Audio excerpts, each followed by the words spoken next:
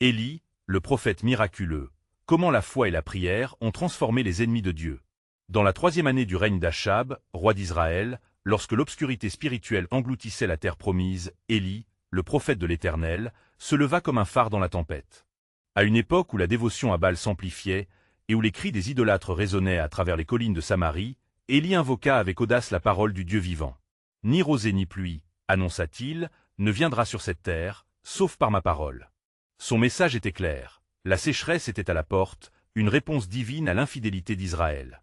Les ombres de la déception s'étendaient sur le royaume, mais Achab, aveuglé par l'orgueil et l'influence de sa femme Jézabel, ne souhaitait entendre que des mots de prospérité. Élie savait que Dieu, dans sa grande miséricorde, utilisait même les ténèbres pour conduire son peuple à la repentance. Chassé de la cour, le prophète chercha refuge près du torrent de Kérith, où l'isolement devint sa communion avec Dieu. Chaque jour, des corbeaux apportaient du pain et de la viande, un miracle vivant de la providence divine. Dans cette solitude, Élie comprit que la sécheresse n'était pas seulement physique, mais spirituelle. Là, immergé dans la prière, il s'attendait à une révélation divine. Comment prier pour un peuple qui se détourne de toi? S'interrogeait-il souvent, le cœur lourd par l'absence de foi de ses frères et sœurs. Le temps passa, et alors que le torrent s'asséchait, Élie se préparait à un défi sans précédent. La voix de l'Éternel l'appelait sur le mont Carmel, un espace devenu le champ de bataille entre le vrai Dieu et les faux dieux. Seul face à 450 prophètes de Baal, Élie s'avança, l'âme embrassée par la certitude que Dieu se manifesterait. Le ciel pesait lourd de promesses brisées, mais son cœur battait au rythme de la foi. « Si l'Éternel est Dieu, suivez-le » s'écria-t-il, défiant l'assemblée. Les cris des faux prophètes, leur danse désespérée pour séduire Baal, résonnaient autour de lui, mais Élie restait immobile, nourri par une conviction indéfectible. La foule, capturée par l'intensité du moment, observa en silence la suite des événements. Avant de continuer avec ce récit biblique incroyable, je veux m'assurer que vous ne manquez aucune de ces histoires puissantes des Écritures. Cliquez sur l'icône de cloche et sélectionnez toutes les notifications. Ces narratifs bibliques ont transformé d'innombrables vies à travers l'histoire. Si la parole de Dieu à travers cette histoire vous bénit, s'il vous plaît, aimez et partagez avec quelqu'un qui a besoin d'entendre sur la fidélité de Dieu aujourd'hui. Dites-moi dans les commentaires, quelle histoire biblique a le plus impacté votre parcours de foi? Je suis toujours émerveillé de comment la parole de Dieu parle au cœur à travers les générations. Maintenant continuons avec ce que le Seigneur fit ensuite. Retournant alors le regard vers le ciel, Élie implora l'Éternel. « Seigneur, Dieu d'Abraham, d'Isaac et d'Israël, fais savoir aujourd'hui que c'est toi qui es Dieu. » La tension spirituelle était palpable. Et soudain, le ciel se déchaîna. Un feu descendu des cieux consumait l'offrande, le bois et même les pierres. Avec une clarté fulgurante, la présence de Dieu se révéla, balayant l'angoisse qui pesait sur les cœurs. La foule, désormais en proie à l'émerveillement, se prosterna. « L'Éternel est Dieu !» crièrent-ils, leurs âmes ravivées par un souffle nouveau. Les larmes de repentance coulèrent, marquant le début d'un chemin de retour à la lumière. Élie, les yeux levés vers le ciel, comprit que même la froideur des cœurs pouvait être touchée par la grâce. La bataille pour la véritable adoration ne faisait que commencer, mais ce jour-là, il avait vu la main de Dieu à l'œuvre, transformant les ennemis de Dieu en adorateurs fervents. Alors que la fumée du sacrifice consumé s'élevait vers le ciel, Élie ressentit la puissance d'une volonté divine en marche. Les cris de gloire émanant de la foule résonnaient comme un chant ancien, un reflet de promesses oubliées. Mais alors que l'exultation prenait place, l'ombre de la menace restait omniprésente. Jézabel, la reine ardente de l'idolâtrie et de la cruauté, n'allait pas rester les bras croisés. Le défi lancé par Élie sur le mont Carmel n'était pas qu'un simple affrontement spirituel, mais un cri de guerre contre toute une culture de déviation. Élie se tenait là, au sommet de la foi, mais dans le fond de son cœur, craignait déjà la riposte de la reine. Il savait que la réalité spirituelle était souvent un écho des réalités physiques. Le peuple avait été ramené à Dieu, mais cela suffisait-il? Élie, pris par l'urgence de la situation, consulta son cœur et se remémora la promesse faite aux ancêtres. « Je ne te laisserai pas, je ne t'abandonnerai pas » Josué 1h5. Cependant, dans cette révélation de la présence divine, une sourde inquiétude le gagnait. Après le triomphe, il n'attendit pas longtemps avant de se retirer, plaidant avec ferveur à nouveau dans la solitude. Élie quitta le mont Carmel et chercha un lieu de prière pour intercéder pour Israël. Il se tourna vers la montagne solitaire, le cœur saignant de compassion pour son peuple. « Seigneur, souffrance de ton peuple m'accable, quel est le prochain pas ?» s'écria-t-il dans la profondeur de son être. Cette nuit-là, alors qu'il se trouvait face à face avec Dieu, une voix tant attendue perça le silence. Lève-toi, Élie, car il y a encore du chemin à parcourir. » Ce mot, comme un coup de tonnerre, résonna dans l'âme du prophète. Élie comprit que la mission n'était pas achevée. La lutte pour la vérité serait un voyage semé d'embûches. Le lendemain, Élie se présenta devant Achab, le roi affligé par les lourdes conséquences de l'adoration de Baal. Le roi, enragé, chercha à blâmer Élie pour la désolation apportée sur le royaume. Mais le prophète se leva courageusement, ses mots porteurs d'espoir et de défi. « Offre-moi, ô roi, un godet d'eau, mais sache que l'eau de ta ville et l'eau de mon cœur ne sont pas pour les dieux muets. » La langue d'Élie était comme un feu, ses paroles tremblaient d'une passion divine. La nouvelle de telle éruption de la foi des Élie parvint vite à Jézabel, qui, pris de rage, envoya un message à Élie. « Que les dieux me fassent cela et encore davantage, si je ne fais de ta vie comme celle de l'un d'eux d'ici demain. » Élie, cette fois, ne put supporter la menace, mais sur ses épaules. Ce n'était pas l'angoisse qui le tourmentait, mais une profonde déception. Il venait de vivre le grand éveil, et pourtant sa mission semblait si fragile. Il s'enfuit alors vers le désert, s'effondrant aux pieds d'un genêt. « C'est assez, Seigneur, implora-t-il. Prends mon âme, car je ne suis pas meilleur que mes ancêtres. » Élie savait que la dépression de telle âme pouvait côtoyer les plus grandes victoires. Alors qu'il somnolait, l'ange de l'Éternel le toucha et lui dit « Lève-toi, mange, le chemin qui est devant toi est long. » Les vivres que l'ange lui apporta renforcèrent son corps, mais c'était la parole divine qui nourrissait son esprit fatigué. Il se leva, réconforté mais blessé dans son âme. La route du prophète était loin d'être facile. Ce qui l'attendait ne serait pas seulement une épreuve, mais une réelle rencontre avec un Dieu qui resta fidèle malgré l'infidélité du peuple. « Je suis le Dieu de l'invisible, le maître du visible. C'est par la faiblesse que je me manifeste, » murmura une voix douce dans les échos du désert. Élie comprit alors que la souveraineté du Seigneur sur les événements devenait plus palpable que jamais. Et ainsi, alors qu'il avançait, une nouvelle dimension de son mandat s'ouvrait à lui, tandis qu'un souffle nouveau de l'Éternel se préparait à balayer les vestiges de l'idolâtrie et à renouveler la terre. Son appel se déploierait à travers la douleur, la terreur et la gloire, car le cœur de Dieu pour Israël brûlait toujours, inébranlable et éternel. Il se rappelait les mots de l'Écriture. « Quoi que tu fasses, fais-le de tout ton cœur. » Colossiens 3h23. Car dans l'obscurité la plus profonde, la lumière divine se révèle. Et une ombre planait encore dans les cieux. Mais ce qu'il ne savait pas sur le plan de Dieu, c'est que la victoire ne viendrait pas seulement par des miracles visibles, mais aussi par des cœurs transformés et des âmes sauvées. Élie avançait dans le désert, le cœur en proie à des tumultes de doute et de fardeau. Chaque pas semblait pesant, comme si le sol était fait de plomb. Le souvenir de la gloire sur le mont Carmel flottait encore dans son esprit, mais il se heurtait maintenant à l'angoisse d'une mission qui paraissait insurmontable. Alors qu'il contemplait un ciel où les étoiles scintillaient comme les promesses de Dieu, une pensée insistante s'immisça. Est-ce que la victoire est vraiment à portée de main? Au bout de plusieurs jours d'errance, Élie se retrouva épuisé, affaibli tant dans son corps que dans son esprit. Il s'est arrêté près d'une source d'eau qui murmurait doucement au milieu du silence du désert. Élie se laissa tomber à genoux, le cœur troublé, se remémorant la haine de Jézabel et l'aveuglement du peuple. « Seigneur, ai-je vraiment le pouvoir de changer les cœurs ?» demanda-t-il de tout son être. Il ploya la tête, implorant le ciel de lui apporter une réponse. La voix de Dieu ne tarda pas à résonner dans son âme, empreinte de douceur et de puissance. « Élie, que fais-tu ici ?» Une question simple, mais révélatrice. Élie, submergé par le poids de sa mission, répondit avec une douleur palpable. « J'ai été zélé pour l'Éternel, le Dieu des armées. Et les enfants d'Israël ont abandonné ton alliance, renversé tes autels et tué tes prophètes. Je suis resté le seul, et ils cherchent à m'ôter la vie. » Dieu l'écoutait, mais une nouvelle instruction se formait dans le silence. « Sors et tiens-toi sur la montagne devant l'Éternel. » Élie obéit, la peur et la détermination se mêlant en lui. Se tenant sur la crête de la montagne, il ressentit une brise douce comme une promesse. Alors, un grand vent se leva, brisant les rochers. Mais Élie discernait que l'Éternel n'était pas dans le vent. Vint ensuite un tremblement de terre puissant. Élie trembla dans son cœur, mais savait que Dieu n'était pas dans ce fracas. Puis, après le tremblement, un feu dévora le paysage. Mais encore, l'Éternel n'était pas dans les flammes. Enfin, un souffle léger passa, comme un murmure, et dans ce silence sacré, Élie comprit que la véritable puissance de Dieu ne se manifestait pas toujours dans des spectacles impressionnants, mais plutôt dans une profonde intimité. Élie, touché par cette révélation, enveloppa son visage dans son manteau, se courbant à terre. Une nouvelle force se leva en lui alors qu'il entendait à nouveau la voix divine. « Va, retourne sur le chemin et un Jazaël pour être roi sur la Syrie, puis un Jéhu pour être roi sur Israël. Il en sera de ton héritage, Élie, car ceux qui échapperont à l'épée de Hazaël tomberont sous celle de Jéhu, et ceux qui échapperont à l'épée de Jéhu seront tués par Élisée. Ces instructions étaient claires et marquées par une puissance redoutable. Bien que la route fût obscure, une certitude irradiait le cœur d'Élie. Il avait un rôle précieux à jouer, une lumière à porter même parmi les ténèbres. Avec courage, il redescendit de la montagne, prêt à endosser le rôle que Dieu lui avait attribué.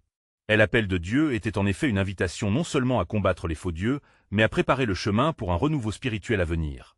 Un temps où les cœurs seraient renouvelés et les esprits éveillés. Fidèle à sa mission, Élie se souvenait des paroles de l'Écriture qui promettent « Je mettrai mes lois dans leur esprit et je les écrirai dans leur cœur ». Aux Hébreux 8h10. Car même dans l'ombre de la menace, Dieu écrivait déjà les histoires de rédemption et de délivrance. Finalement, alors qu'Élie avançait sur le chemin qu'il devait emprunter, il se leva presque d'un seul mouvement, revêtu d'un feu sacré. Il se répéta les paroles de sa vocation. Non seulement je parlerai, mais j'agirai avec l'assurance que celui qui m'appelle est fidèle. Ainsi se dévoilait un nouvel aspect du plan divin. Car ce que tel on ne sait pas encore, c'est que la moisson du cœur humain portera des fruits. Au-delà des combats visibles, témoignant de la puissance de Dieu qui change les vies. Élie cheminait, la résilience renouvelée par la voix du Très-Haut, lorsque ses pas le guidèrent vers la ville de Damascène. La chaleur du jour caressait son visage, mais il savait qu'un texte ancien le poussait à se rendre chez Hazaël. Ce roi, bien qu'encore inaperçu et humilié par ses labeurs, détenait de puissants desseins au service de Dieu, tout comme Élie lui-même. Dans l'atmosphère de la ville, Élie ressentait la tension qui pesait sur le peuple. Les murmures des habitants étaient empreints de crainte et de désespoir, leurs yeux cherchant une lueur d'horizon dans la noirceur de leur lignée. En avançant, le prophète se remémorait l'héritage de ses ancêtres. L'Éternel avait toujours veillé sur son peuple, et là, au cœur de sa mission, il sentait la responsabilité de porter cette lumière dans l'obscurité. Hazaël, murmura Élie en se frayant un chemin à travers la foule compacte. Il aperçut un homme aux traits durs, travaillant sous le soleil brûlant, sa sueur témoignant des labeurs quotidiens. Élie s'approcha, sa voix vibrante du poids de sa mission. Hazaël, l'Éternel aime à envoyer vers toi. L'homme se redressa, troublé par cette apparition soudainement inspirée. Qui es-tu, prophète, pour venir jusqu'ici? Demanda-t-il, la méfiance imprégnant son regard. Les prophètes étaient souvent des porteurs de nouvelles inévitables, défendant la gloire de leur Dieu, mais Hazaël ne savait pas que le message endossait une ferveur qui allait révolutionner son existence. Élie croisa le regard de l'homme, son audace insufflée par la puissance de Dieu.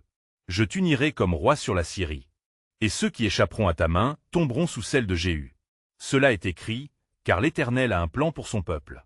La réponse du roi Hazaël fut instantanée, un éclat de rire, à la fois incrédule et piquant. Moi, roi, je ne suis qu'un humble serviteur, un chien. Mais Élie, armé de l'ardent esprit, ne vacilla pas. C'est l'Éternel qui t'a choisi, et non par tes propres forces, mais par son dessein.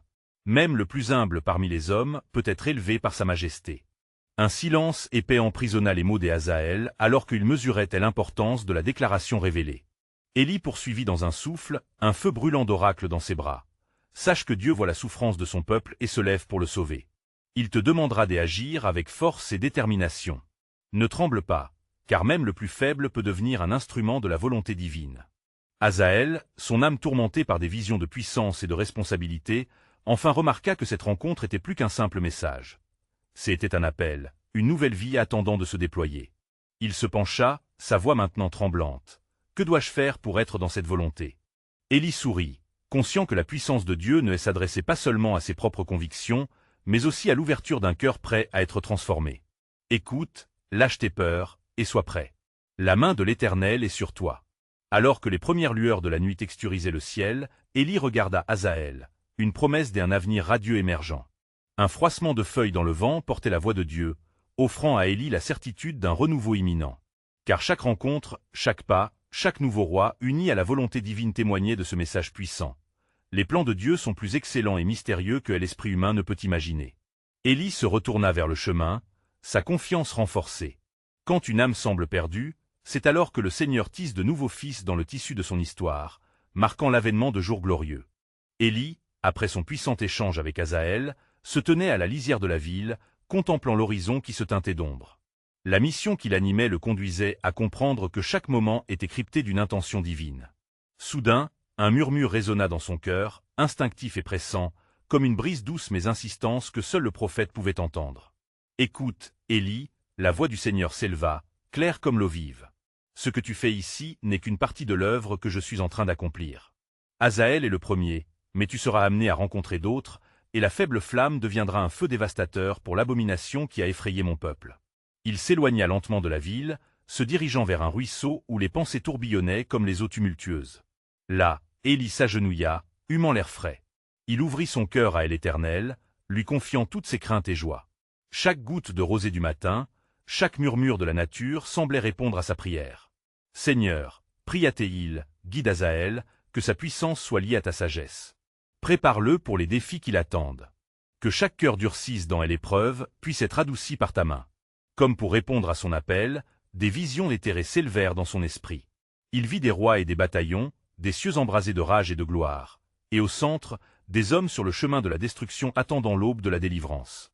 La sagesse divine enveloppait chacune des révélations. Élie comprit que sa mission ne se confinerait pas uniquement à Hazaël, mais qu'il aurait à se présenter devant des puissants, des ennemis de Dieu, chacun au seuil d'un choix, se soumettre ou périr. La chaleur du jour fléchissait alors qu'Élie se redressait. Avec une détermination nouvelle, il se mit en chemin vers la terre d'Israël, le cœur vibrant d'un rendez-vous avec la destinée. À son arrivée, des visages familiers l'attendaient, mais le poids du mépris et de la peur les enveloppait tous. Les prêtres d'Israël avaient certes vu la puissance de l'Éternel, mais leur cœur était devenu comme la pierre. Écoutez, peuple de Dieu. L'Éternel vous appelle à renouveler votre foi. Ne crains point, car celui qui vous a délivré de l'Égypte n'a jamais cessé de veiller sur vous. Élie s'écria avec force, sa voix transperçant le murmure du doute. Dans ses paroles, il y avait une vibration des autorités, une clarté qui tenait en respect les craintes du peuple. Lentement, les cœurs commençaient à s'ouvrir, et des murmures de repentance s'élevaient avec chaque souffle qu'il prenait. Hazaël, dont le regard s'était posé sur ce tableau sacré, comprit alors qu'il n'était pas que le futur roi, mais un instrument pour accomplir des choses grandes et terribles. « Je suis venu avec une mission divine, » annonça Élie. « L'Éternel déclare qu'il se lève pour purifier son peuple, et même ceux qui haïssent ses voies seront touchés par sa grâce. » Le peuple, s'éveillant d'un profond sommeil spirituel, commença à croire en cette parole. Les cieux se couvrèrent d'un noir profond alors qu'un vent violent se leva. Élie leva les yeux, une certitude brûlante dans son cœur. La tempête se préparait pour une rencontre divine redoutée des races rebelles. « Que Dieu se lève et que ses ennemis soient dispersés !» s'exclama-t-il avec une foi indomptable. La scène était désormais mise en mouvement d'un cœur unifié, le peuple appelé, les ennemis confrontés, la puissance de Dieu toute-puissante imminente. Car tout plan divin, aussi troublant qu'il puisse être, s'achemine vers la gloire suprême, vers la promesse inébranlable. Car l'Éternel connaît ceux qui sont à lui, et tout homme qui profère le nom du Seigneur s'éloigne de telle injustice. Élie observait la tempête s'approcher, les nuages sombres dans le ciel se mouillant d'une couleur presque surnaturelle. L'atmosphère, chargée de la présence divine, semblait vibrer d'une anticipation palpable. Le peuple, silencieux, fixait l'homme de Dieu, et leur souffle collectif témoignait d'une tension spirituelle. Chaque regard porté vers lui était empreint d'espoir et de crainte, comme s'ils attendaient une révélation qui marquerait un tournant dans leur vie. Lorsque le vent se mit à souffler plus fort, Élie leva les mains vers le ciel, implorant la grâce de tel Éternel sur ce peuple troublé. Les mots leur parvinrent avec une force renouvelée. « Écoutez, peuple élu de l'Éternel. Ce n'est pas simplement un appel, mais une exhortation. Votre cœur doit se détourner de l'iniquité, car l'Éternel s'apprête à agir en votre faveur, si vous vous détournez de vos voies. » À ces mots, Hazaël, le futur roi, se tenait à l'écart, son cœur bataillant en lui. Il avait toujours convoité le pouvoir, mais en ce moment, son âme était en proie à un conflit intérieur. Le prophète lui parlait non seulement comme fidèle serviteur de Dieu, mais aussi comme un homme qui comprenait le poids du péché et la responsabilité de la royauté. « Prophète du Très-Haut » s'écria Hazaël, sa voix résonnant malgré le bruit de la tempête. « Que dois-je faire pour être en accord avec cette promesse divine ?» Élie se tourna vers lui, ses yeux embrasant de la lumière d'un savoir prophétique. « Hazaël, tu es choisi, mais es-tu prêt à délaisser tes ambitions personnelles? La puissance que tu convoites t'emmènera sur des chemins tortueux. Soumets-toi d'abord à la volonté de tel Éternel, et alors, il te révélera la grandeur de sa fidélité. » Les paroles d'Élie étaient comme une flamme dans le cœur de Hazaël. Ce dernier, mal à l'aise dans sa quête de pouvoir, commença à envisager un chemin différent, un chemin de service et de sacrificial. Le regard des autres pesait sur lui, réclamant la vérité qu'il était appelé à incarner. Alors que Élie continuait à soutenir son auditoire, la tempête s'intensifia, une lumière soudaine émergea parmi les nuages, et des éclairs zébrèrent le ciel, illuminant le paysage avec la gloire divine. Le cœur des Éli battait avec la force d'une vision prophétique encore incomplète. Réveillez-vous, ô Israël. Car l'Éternel pleure pour vous, mais dans sa grâce, il veut vous restaurer. Tout à coup, une voix céleste résonna, non pas comme un murmure, mais comme un grondement. Éli, tu es ma voix, ma manière de susciter la vérité dans les ténèbres. Ce que tu fais n'est qu'un reflet de ce que je prépare. C'est l'heure de révéler des cœurs obscurcis et d'ouvrir des yeux aveugles. Le prophète tressaillit à ces mots, comprenant l'ampleur de la tâche qui l'attendait. Chaque prise de décision et chaque prière était une bataille pour les âmes, et il savait qu'aucune victoire ne serait possible sans une soumission totale à l'Éternel. Alors que la tempête atteignait son paroxysme, Élie déclara avec une voix forte, « Que chaque homme assis dans les ténèbres se lève. Que toute arme forgée contre vous soit brisée. Car la promesse de tel Éternel est pour ceux qui le craignent, et ceux qui cherchent avec sincérité trouveront la vie. » Les regards se tournèrent alors vers les cieux, et un sentiment d'urgence s'empara du cœur du peuple. Un appel vers la repentance, une invitation à un nouveau commencement. Dans ce tourbillon de révélations, une parole s'imposa à l'esprit d'Élie, une promesse de tel Éternel inscrite dans le cœur du prophète, une promesse qui résonnerait à travers les âges. Lorsque le Seigneur te rendra visite, n'oublie pas le jour où il t'a relevé de la poussière, et fais de chaque acte un sacrifice vivant, saint et agréable à Dieu. La lumière divine commença à pénétrer les ténèbres, comme une étoile brillante qui émerge du fond d'un abîme. Le plan de Dieu allait se dérouler, et avec lui, une promesse. Inébranlable, l'Éternel s'approche de ceux qui sont brisés de cœur, et il sauve ceux qui ont l'esprit abattu. Élie, le cœur battant, ressentait la présence divine s'intensifier autour de lui comme une vague prête à déferler. Les éclairs zébraient le ciel, et le tonnerre rugissait comme une armée en marche. Le signe du Seigneur était inévitable, et chaque âme devant lui était comme une marionnette au murmure de sa volonté. « Repentez-vous » cria-t-il encore, revêtu d'une autorité céleste. « Revenez à celui qui vous appelle par votre nom, car la rédemption est à portée de main. » Le peuple commença à s'agiter, des murmures se répandirent parmi la foule. Les regards se tournaient vers Azaël, dont le visage trahissait un combat intérieur. Des larmes de frustrante conviction commençaient à mouiller ses joues, il savait que la puissance à laquelle il aspirait pouvait être un piège. « Éternel, fais de moi l'homme que tu désires, pas celui que je souhaite être. » murmurait-il en silence, criant à l'intérieur de son âme. Au même instant, Élie, entre deux éclairs célestes, ressentit un appel encore plus profond, un impératif divin. « Azaël, tu es un homme de duel. Tu es ici, maintenant, non pas pour revendiquer un trône, mais pour embrasser un esprit de service. L'Éternel veut que tu sois son instrument pour remettre Israël sur le droit chemin. » Les nouvelles proclamations d'Élie faisaient trembler les cœurs endurcis, alors qu'il continuait à prier sans relâche. Le vent soufflait, balayant les doutes comme des feuilles sèches. Dans ce moment de ferveur, une lumière éblouissante jaillit des nuages sombres, illuminant les visages des repentants. Élie prolongea son bras droit, faisant face à la foule. « Recevez maintenant le souffle de l'Esprit. Celui qui a été perduré dans vos vies redémarre la promesse originale, car l'avenir est en train de se dessiner autour de vous. » À l'instant où les mots d'Élie atteignaient leur sommet, une multitude d'ombres mystérieuses s'éveillait à la périphérie.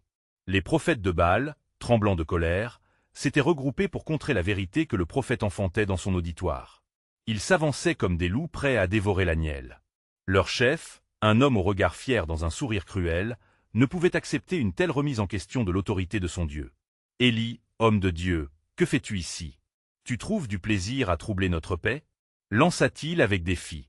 Élie, cependant, ne fléchit pas. « Si la paix que tu chéris est fondée sur le mensonge, alors je ne peux que venir troubler cette tranquillité.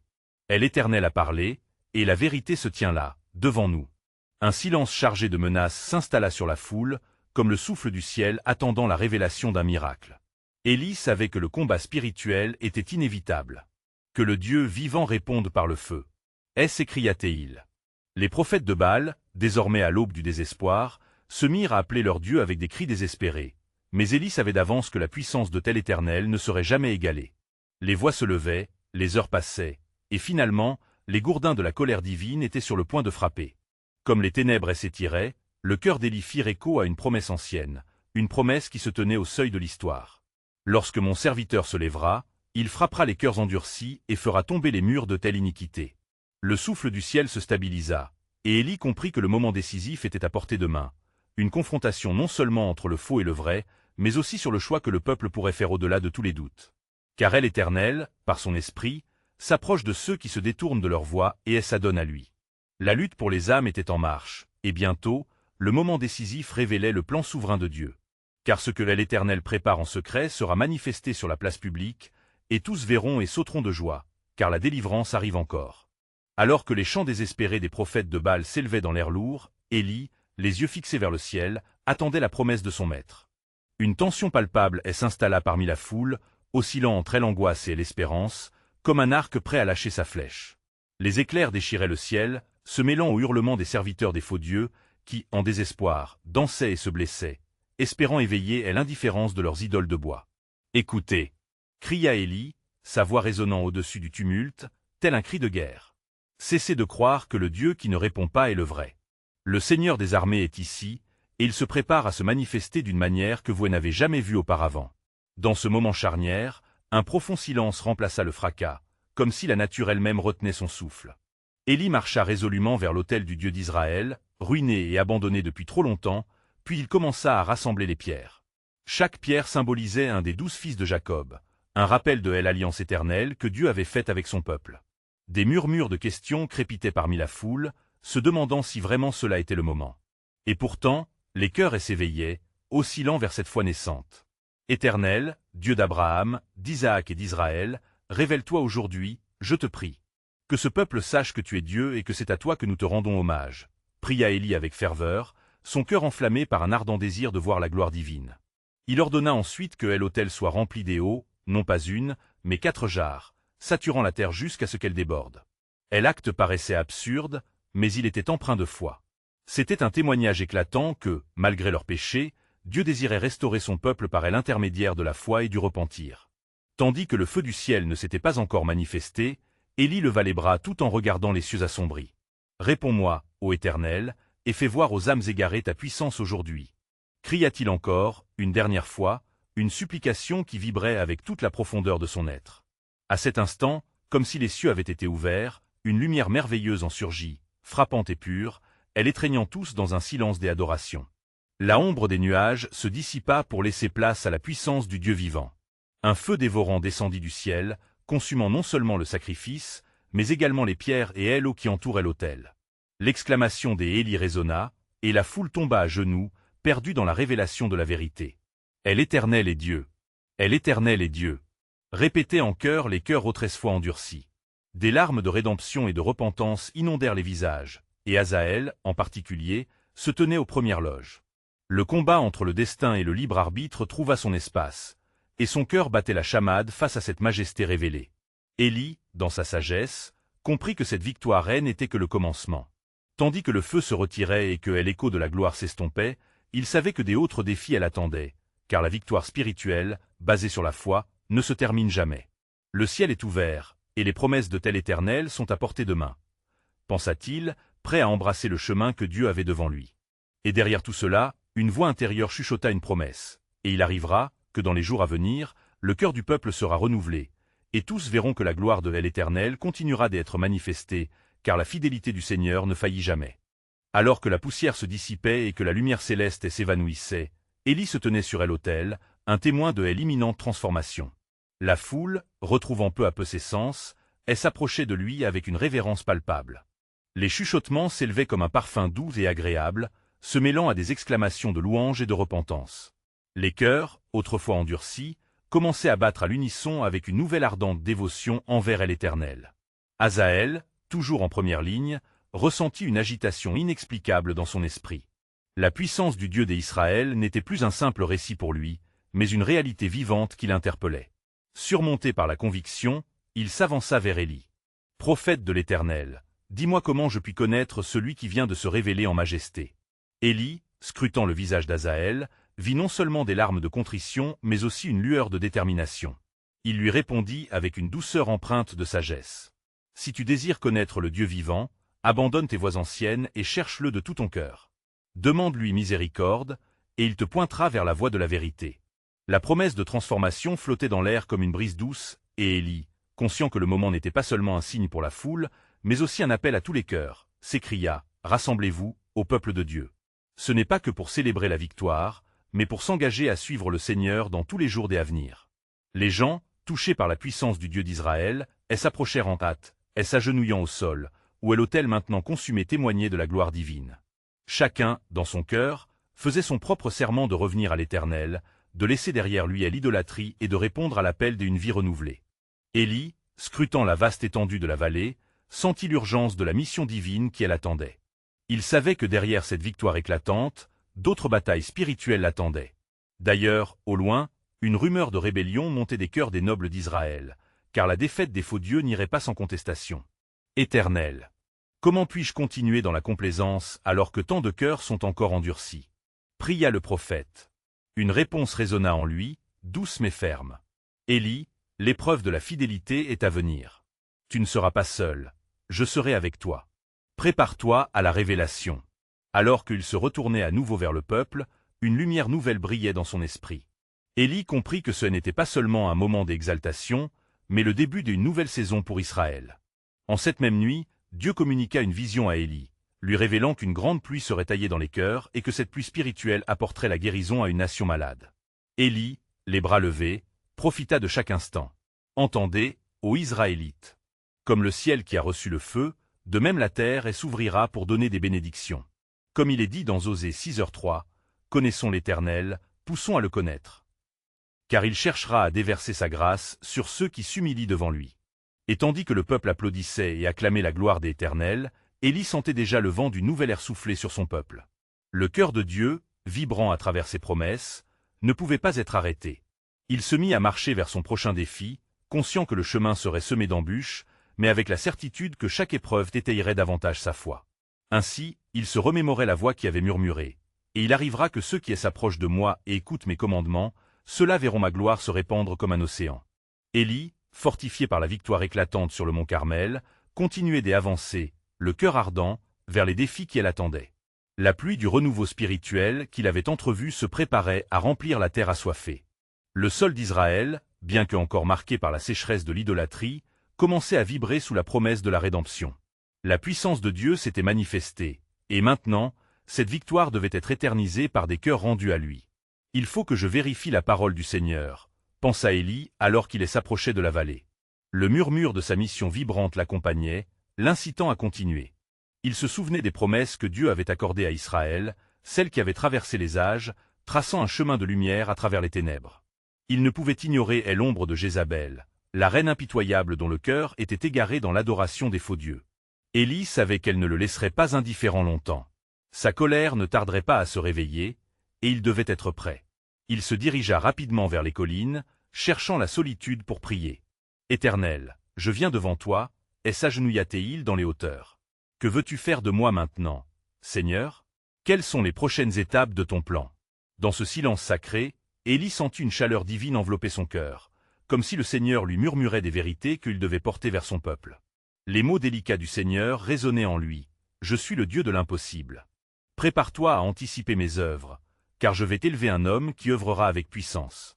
Prépare ta route et révèle-moi à ceux qui cherchent la vérité. » Avec cette révélation qui pulsait à l'intérieur de lui, Élie se leva, déterminé à exécuter les ordres divins.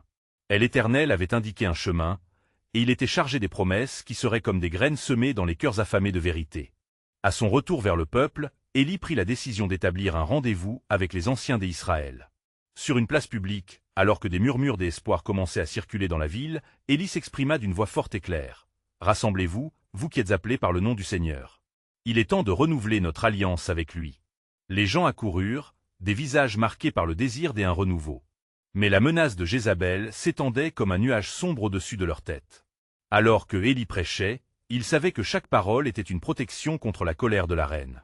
Le temps est venu pour Dieu de se révéler sous un nouveau jour, et vous, peuple d'Israël, devez choisir qui vous servirez, lança-t-il, puissant et convaincant. Chaque mot résonnait et pénétrait les cœurs, tandis qu'il rappela la fidélité du Seigneur.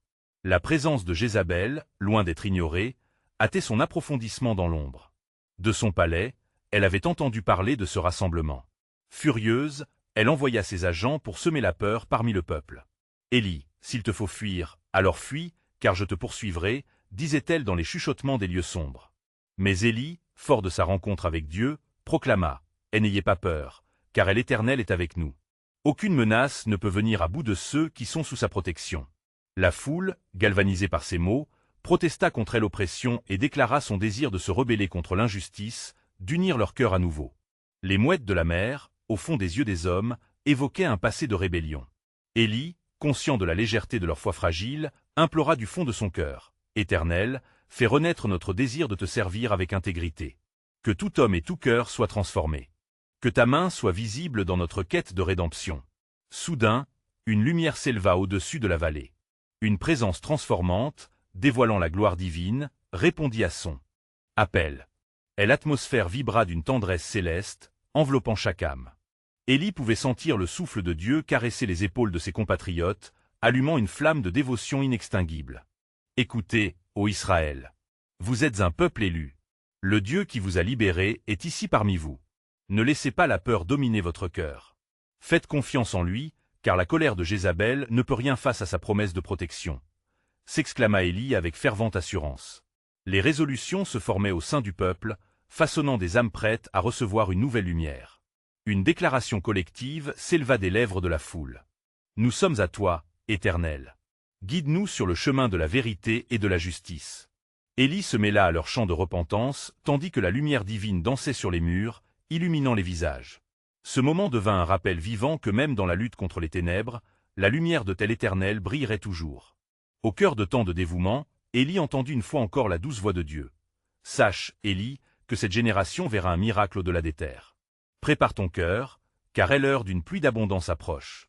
Je renouvellerai mon alliance avec un cœur régénéré et une foi active parmi mon peuple. » Mais ce que Élie ne savait pas sur le plan de Dieu, c'est que les cœurs, une fois éveillés, seraient le moyen privilégié par lequel la victoire se manifesterait.